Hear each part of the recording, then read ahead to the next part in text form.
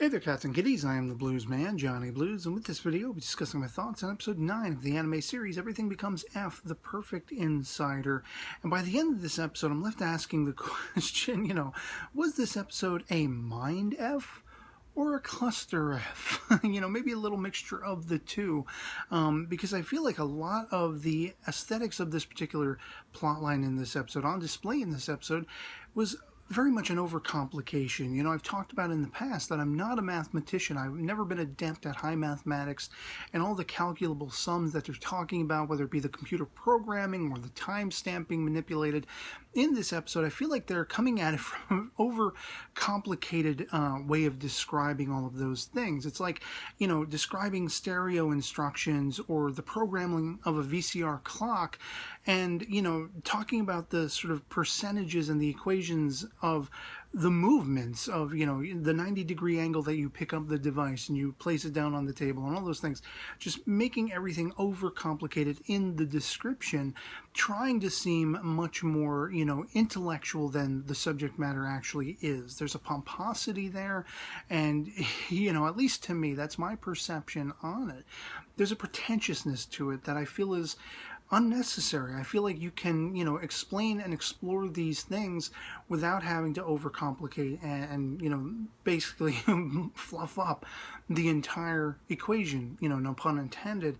And I feel like this episode also featured some of the, recurring aspects I feel are the ones that really are downtrodden on my own enjoyment of it. I mean, the last couple of episodes previous to this, I thoroughly enjoyed because there was a lot of, character exploration and depth that they were building up between Saikawa and Shinosono, and that really attracted me. I really loved that. And as we're getting back sort of, into the focus of what this mystery is that's unfolding, this murder and everything, in this episode, I just feel like the first, 10-15 minutes of it, when you have this woman reporter coming to the island and finding her way, stumbling though she may be because she was seasick, to get into the facility once she's there, and as Shinosono finds out, she's familiar with her and everything like that, and the back and forth, that whole dialogue, the sort of, it seemed like most of this stuff, what point did it serve? It was pointless to me.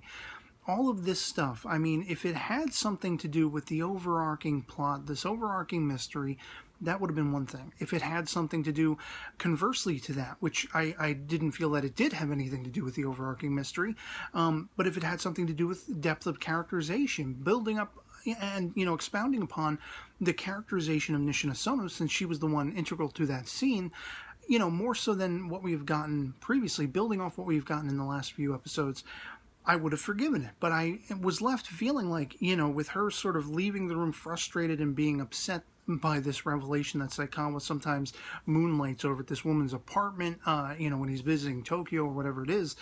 And she's all upset and flustered and thinking, no, he would never do that, stay at a woman's place, and what more could that mean?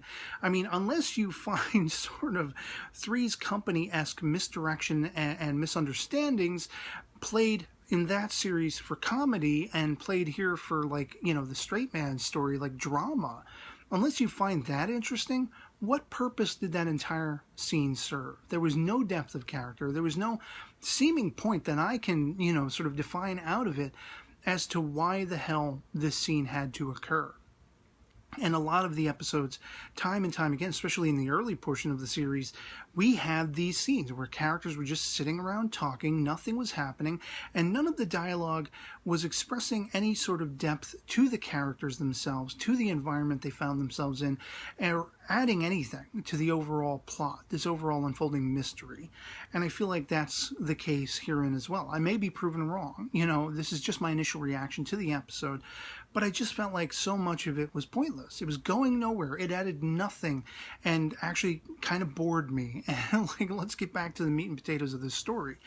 And then when they do, of course, again, that high pretentious sort of mathematical equations discussion and everything like that, Saikawa could have just come clean and said, look, somebody manipulated the programming, to make it be displaced by a minute and all this stuff. There's so many ways you can talk about this and describe this without having to get into technical aspects. And I feel like a lot of that communicative fashion it just, again, it was overcomplicating a very simple matter. Somebody pre-programmed or reprogrammed this computer, sort of interface and manipulated the timestamp so that it didn't match up with everything else going on inside the facility with the sort of overarching system that runs it and everything. And it would have been that much simpler, that much easier, rather than having to have Nishina Sono in her sort of, savant-ish fashion do the multiplication off the top of her head to tell us, 7 years ago when this programming came online, that's when this all, came into effect and all this kind of stuff. It seemed like so much fluff, so much unnecessary overcomplication that left me more so like, huh? I mean, even if you are familiar with the mathematics, even if it's something that you're adept at and it's something you find very easily to maneuver around and understand and discuss, what purpose does it serve in the narrative of this story to expound upon the idea that Dr. Magata herself was, this high intellect, this, prodigy in computer programming, that she could program and write algorithms and all these kinds of things? Was that really the purpose they were going for? Because again, there's so many different, more simplistic ways you can just say that. You can just say, she was a savant. She was, a prodigy. She has this high intellect. She comes at this, I don't know. Maybe it's just me griping. I feel like I'm not having a hard time understanding it. I understood it well enough, but it was like, why are they describing it in this fashion? What is the purpose from taking this particular direction in depicting it this way? It just seemed like they were really trying to overstretch that aesthetic of, hey, this is smart, this is intellectual. You know it because we're talking numbers. We're putting math in here. We're talking about, the equational equivalence of the programming and the timestamp, all that kind of stuff. And really, like, those were the chief things I took away from this episode. Even after the revelation that Saikawa believes there were two people in Magata's room when she entered, two went in. We saw her singularly going in, but of course, answering one of my speculations I talked about a while ago, was there a child involved? Was she carrying a child? Did she give birth to a child? You see all the toys and everything in this room. I think, most people who have been watching the series, this is one of the lines of speculation that they've put forth most often, other than the fact that somehow somebody got in there, without any of the surveillance being able to keep up with that. Well, obviously, the only thing that's taken out of all of this high intellectual discussion of the timestamp manipulation and looking at the video footage, the surveillance footage from all this time, is to say that, okay, most assuredly, nobody went in there after she did. It could have been, wrapped up into a nutshell. I feel like this series probably could have been half the length if we cut out all of this pointless jargon. But that's the thing we're left with. Okay, so nobody went in there. So Magata went in there, and there had to have been somebody else, according to Saikawa, with all the toys, with all the more childlike things.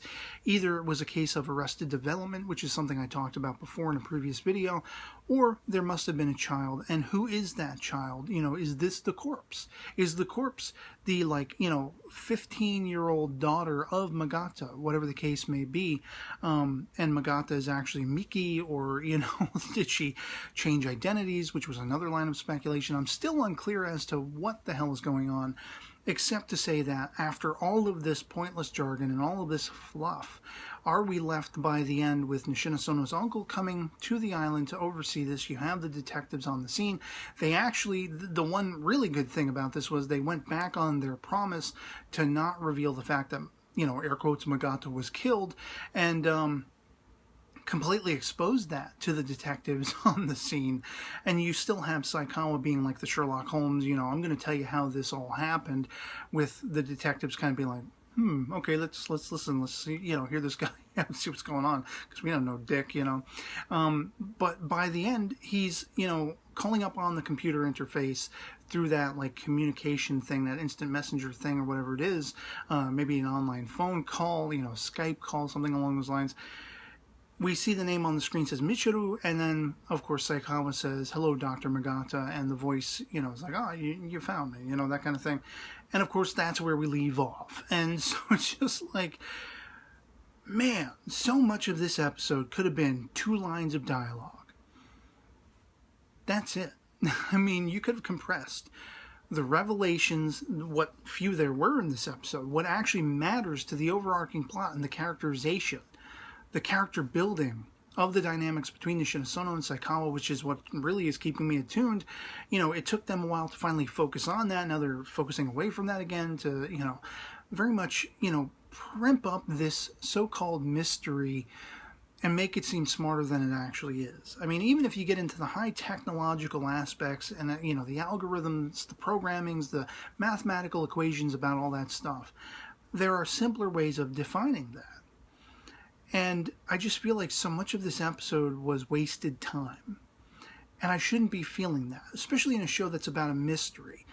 You know, like, let's get there already. This could have been 6 episodes long. It could have been an OVA at this rate, with all of this nonsensical, you know, all these trappings that are sidelined, all the garnishing. You know, they're trying to make this plate seem prettier than it actually is.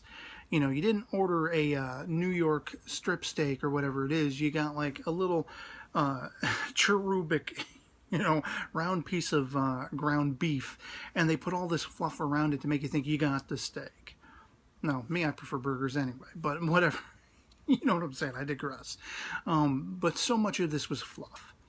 And so much of it seems, at least to me, to be pointless. There's so many things about this series that have gone nowhere, have added nothing to the environment, to giving you, you know, the feel of the bearing that they're surrounded in. Most of this dialogue from the beginning has not amounted to anything, has gone nowhere, has added nothing. And so much of it could have been condensed down into just a few phrases of dialogue to get us to the same point, to get us to the same awareness.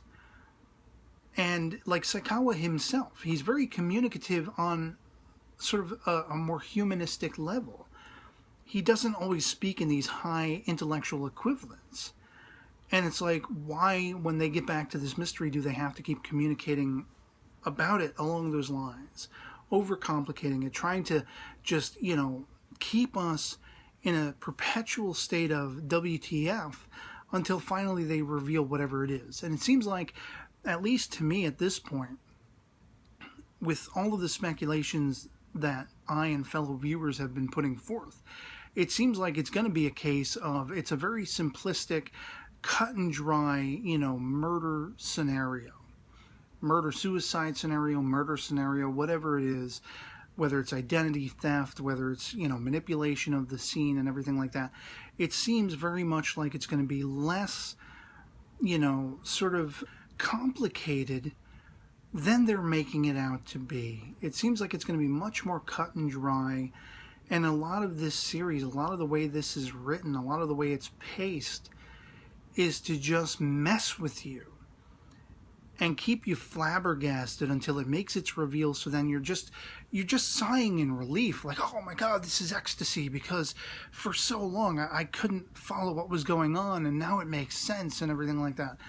You know, I don't know. That's my impression based on this episode.